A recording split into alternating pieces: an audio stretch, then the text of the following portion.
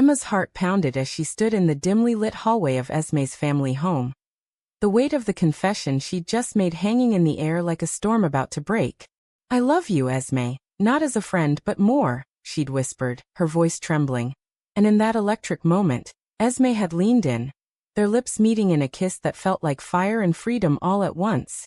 But as the door creaked open behind them, Esme pulled away, her eyes wide with terror, and Emma knew instantly that this secret would unravel everything they'd built. The kiss lingered in Emma's mind like a forbidden melody, replaying over and over as she drove home through the rainy streets of Seattle. Why had she risked it? For years, Esme had been her anchor. The girl who'd sat with her through late-night study sessions at the University of Washington, laughing over bad coffee and shared dreams of escaping their small-town roots. Emma, with her outspoken nature and rainbow pin on her backpack, had come out in high school, facing the backlash from her conservative suburb, but emerging stronger, more certain of who she was. Esme, though, was different. She came from a family where tradition ruled. Her parents devout Catholics who viewed anything outside the norm as a sin to be prayed away. Emma had always sensed the undercurrent in Esme. The way her gaze lingered a second too long, the subtle touches that spoke volumes. But confessing? That was impulsive, born from a night of too much wine and unspoken tension during their weekly movie marathon. Now doubt clawed at her. Had Esme felt it too, or was that kiss just a moment of confusion? Emma's phone buzzed, Esme's text. "We need to talk. Tomorrow." Relief mixed with dread. At least it wasn't rejection outright. The next day they met at their favorite cafe near campus, the aroma of fresh espresso doing little to ease the knot in Emma's stomach. Esme arrived looking flawless as always, her dark hair tucked behind her ears, but her usual smile was absent, replaced by a furrowed brow. "Emma, last night.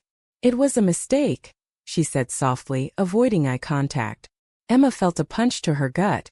A mistake? It didn't feel like one to me. Inside, Esme wrestled with the truth she buried deep.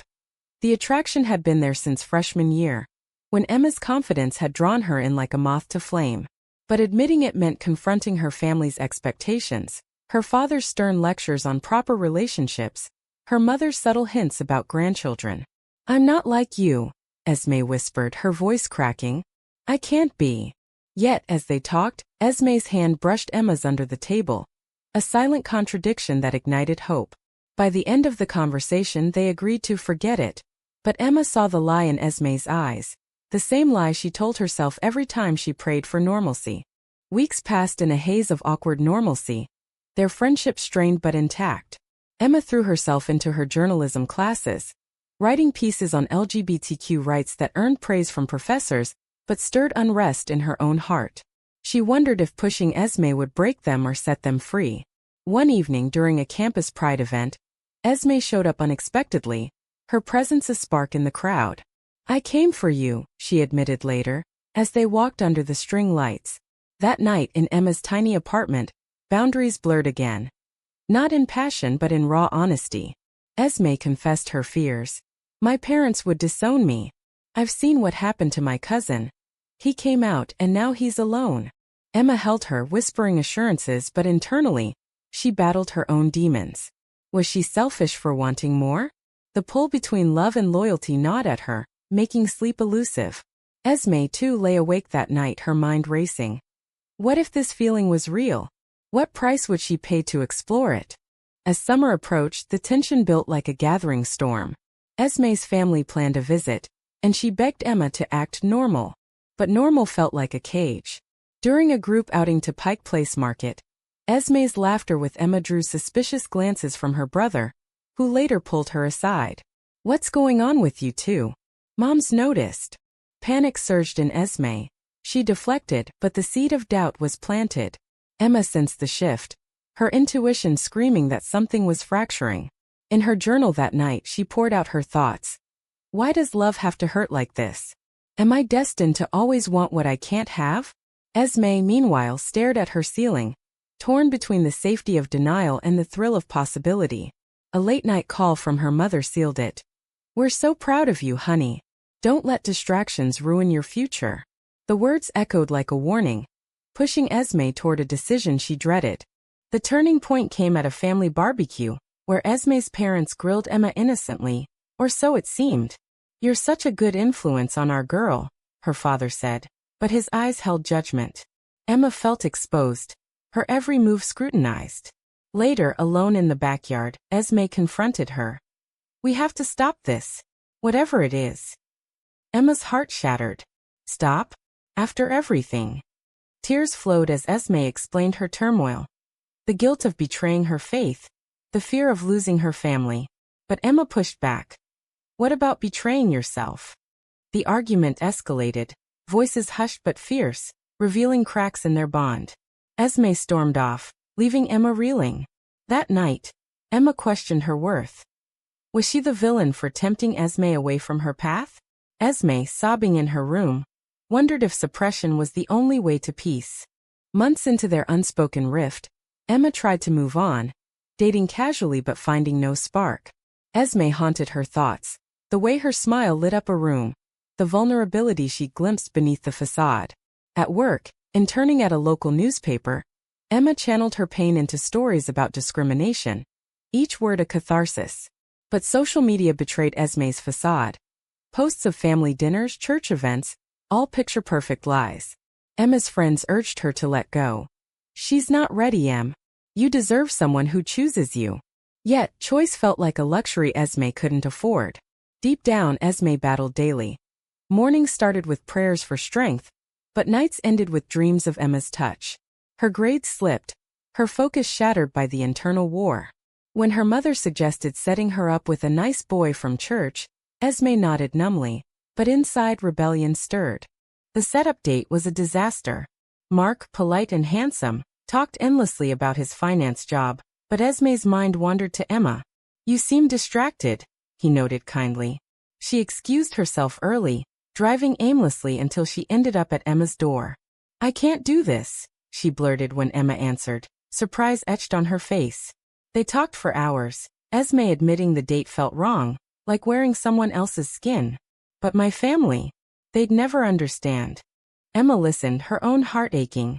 Why must love come with such conditions? As dawn broke, Esme left with a promise to think, but Emma sensed the hesitation, the pull of duty over desire. Pressure mounted when Esme's father discovered an old text from Emma. Innocuous but intimate. "What's this?" he demanded, his face reddening. Esme panicked, spinning a tale of just friends. But the suspicion lingered. Her mother pulled her into a tearful conversation. "We raised you better than this. Think of your soul." The words cut deep, reinforcing Esme's fears.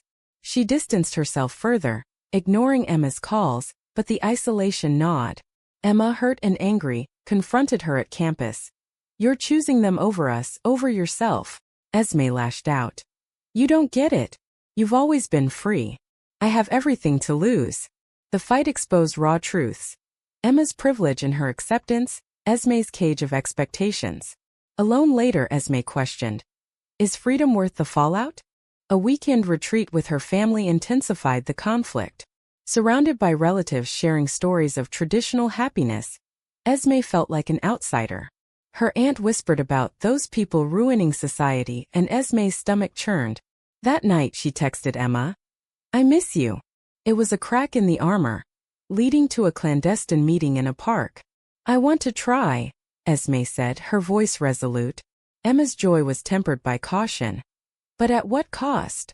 They agreed to keep it secret, stealing moments that felt both exhilarating and tainted. Esme's guilt grew, lying to her parents, skipping church. But the connection with Emma filled a void she'd ignored for too long. The secrecy bred paranoia.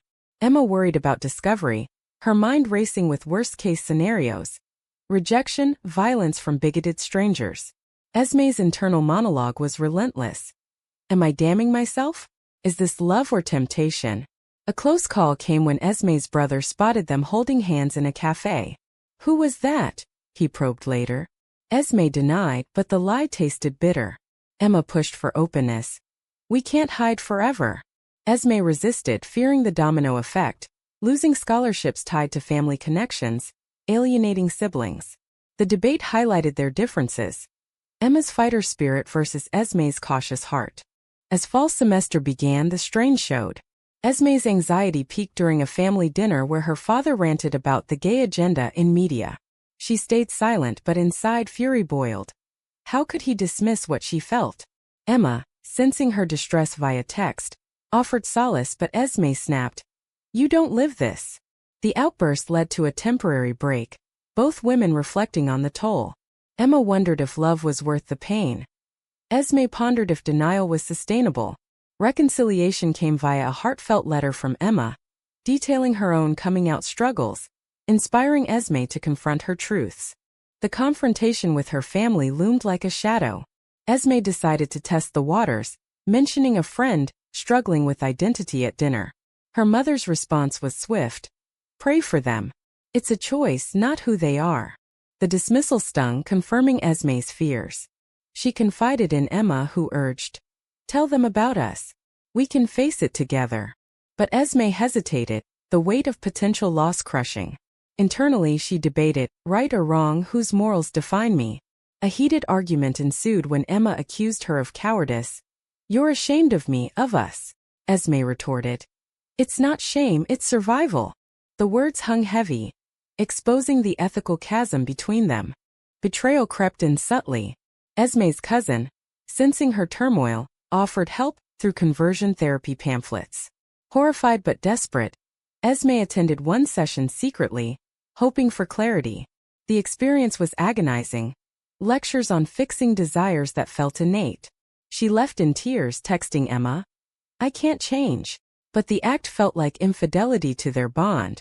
Emma, unaware, planned a surprise getaway to the coast, hoping to strengthen them.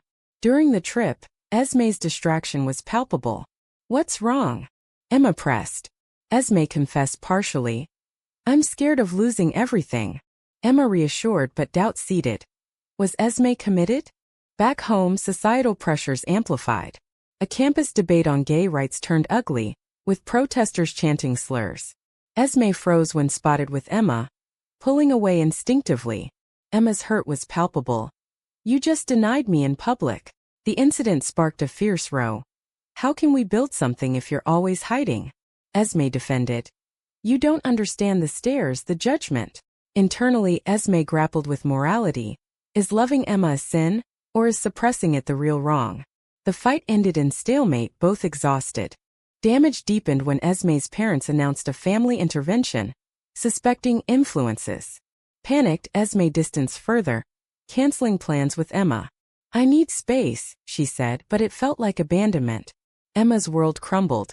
Friends consoled her, but the void persisted. She threw herself into activism, organizing rallies, channeling pain into purpose. Esme, isolated, attended church more, seeking answers but found only echoes of guilt. A chance encounter at a bookstore reignited sparks. Esme apologized, admitting the space was torture. They reconciled tentatively, but trust was fractured. The high-stakes moment arrived at Thanksgiving. Esme's family gathered, tensions high. When her father toasted to traditional values, Esme's resolve wavered. Emma, not invited, waited anxiously by phone. Post-dinner, Esme called. I almost told them. But she hadn't, choosing peace over truth. Emma's disappointment boiled over. When will you choose us? The call ended badly, leaving both in turmoil. Esme's mind raced. What if I lose them all? Emma pondered. Is persistence love or obsession? Climax built as Esme faced an ultimatum from her brother, who'd overheard whispers. End it, or I'll tell Mom and Dad. Terrified, Esme met Emma to end things. But face-to-face, emotions surged. I can't let you go, Esme admitted, tears streaming. They embraced, deciding to fight together. Yet, the decision came with dread. The impending storm of revelation. Revelation exploded like a bomb. Esme's brother, true to his word, outed her to their parents. The family meeting was chaos. Her father's rage, mother's sobs, accusations flying. How could you do this to us? Her father bellowed. Esme defended. It's who I am, not a choice. But the words fell on deaf ears. They demanded she cut ties with Emma, enroll in counseling. Esme refused, storming out, but the betrayal from her brother cut deepest. Family turning on family. She fled to Emma's, collapsing in her arms. They hate me. Emma comforted but internally questioned. Did I push her into this abyss? The fallout was swift. Esme's parents cut financial support, forcing her to drop classes and work double shifts. Social media buzzed with relatives' judgmental posts, labeling her lost. Friends from church ghosted her. The isolation amplified her doubts. Was love worth this ruin? Emma supported, offering her couch, but tension brewed. Emma's frustration at Esme's lingering guilt. You act like it's wrong, Emma snapped one night. Esme countered. It's not you, it's the wreckage. The argument revealed mended cracks reopening. Trust eroding under pressure. Society's backlash hit harder. At work, Esme faced whispers from coworkers, one even quoting Bible verses condemning her. A customer refused service, calling her unnatural. Humiliated, she quit, spiraling into depression. Emma watched helplessly, her own career stalling from distraction. Internally, Emma battled. Am I her savior or curse? Esme's thoughts darkened. What if they're right? The moral quandary peaked during a therapy session Emma insisted on. Neutral ground to unpack trauma. There, Esme voiced her pain. I traded family for freedom, but freedom feels lonely. Betrayal struck again when a mutual friend, swayed by Esme's family, leaked private messages to them. Esme's mother called, pleading. Come home, we can fix this. Tempted by familiarity, Esme wavered, meeting her secretly. Leave her, her mother urged. Esme resisted but returned home conflicted, hiding the meeting from Emma. When Emma discovered via a slip, fury erupted. You went behind my back? Esme admitted. I missed them. The fight was brutal, accusations of disloyalty flying. Emma felt stabbed. After all the support the damage led to a break. Esme moved out temporarily, crashing with a sympathetic cousin. Alone she reflected on choices. Right to love, wrong to deceive? Emma partied recklessly, seeking distraction but regret loomed. A damaging rumor spread. Esme's family claiming Emma corrupted her, tarnishing Emma's reputation at work. She confronted Esme. Your silence lets them win. Esme apologized, but the wound festered. Reconciliation attempts failed amid lingering hurt. In the depths, Esme faced her truth. Attending a support group for LGBTQ individuals from religious backgrounds, she heard stories mirroring hers, loss, but eventual peace. Inspired, she wrote letters to her family, explaining her heart without apology. Responses varied. Silence from father, tentative outreach from mother. The process was healing but costly. Bridges burned, others mended slowly. Healing began tentatively. Esme returned to Emma, vowing transparency. I choose you, us, she said, meaning it. They rebuilt slowly, attending couples therapy to navigate scars. Emma learned patience. Esme assertiveness. But society lingered like a specter. Protests against equality bills reminded them of ongoing fights. Esme's awakening was profound, shedding imposed morals for personal ethics. Love isn't wrong, she affirmed internally. Emma, too, grew, recognizing not all battles are winnable quickly. Highs mixed with lows. Esme's mother reached out, coffee meetings evolving into cautious acceptance. I don't understand, but I love you, she said.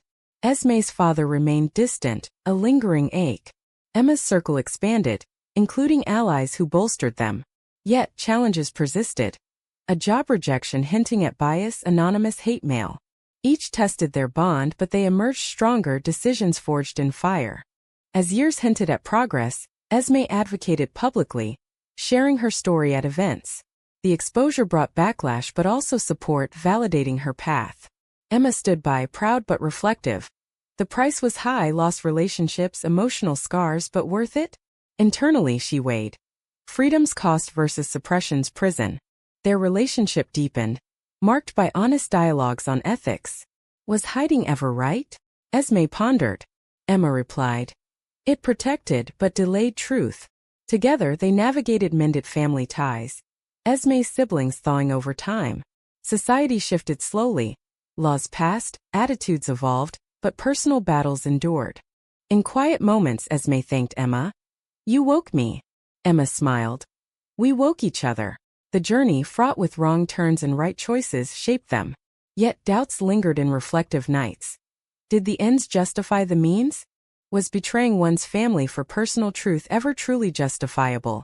Or does it always leave irreparable wounds?